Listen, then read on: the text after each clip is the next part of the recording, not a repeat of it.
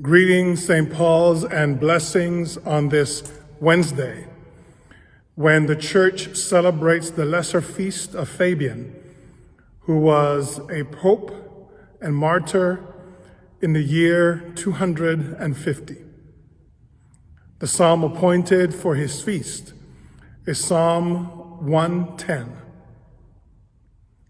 The Lord said to my Lord, "Sit at my right hand until I make your enemies your footstool. The Lord will send a scepter of your power out of Zion, saying, rule over your enemies round about you."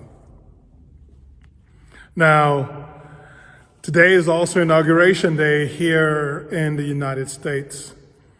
And I would not want to apply this psalm to what I hope would be the fate of our now president, his cabinet, in relationship with those others with whom we share this land.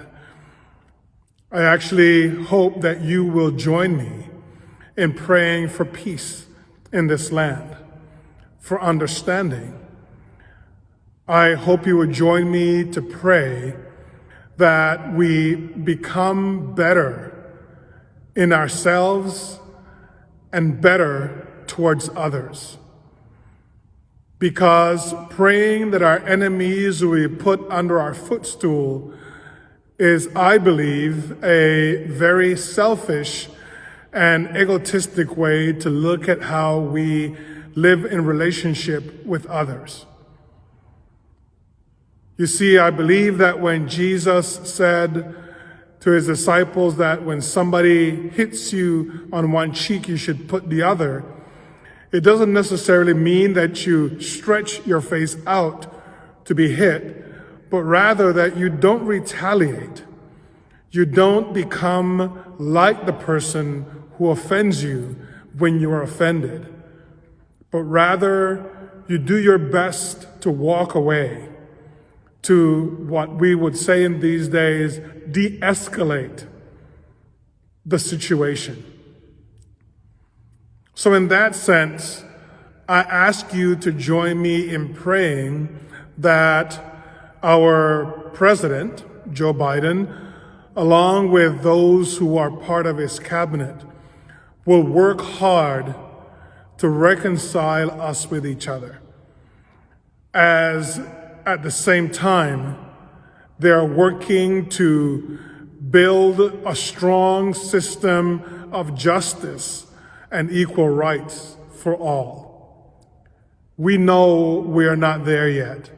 That is a certainty that I believe none of us can deny.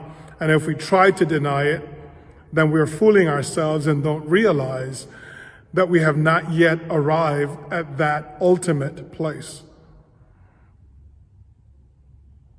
But it is my prayer that in seeking reconciliation and peace among us and justice for all of us, we can not only build a better United States, but even more importantly, a better world, a better community of God's beloved.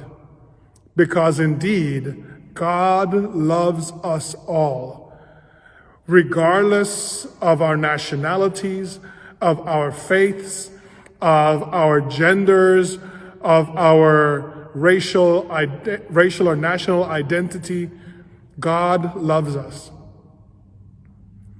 And so, my beloved, may we do our part to continue building up this beloved community by preaching God's love, a love for which we have to be willing to die. Because love, above all, means the willingness to give up our lives for the well-being of others. Blessings to you, St. Paul's, and may we continue to be the beacons of light, not only for each other, for this city, but for the world.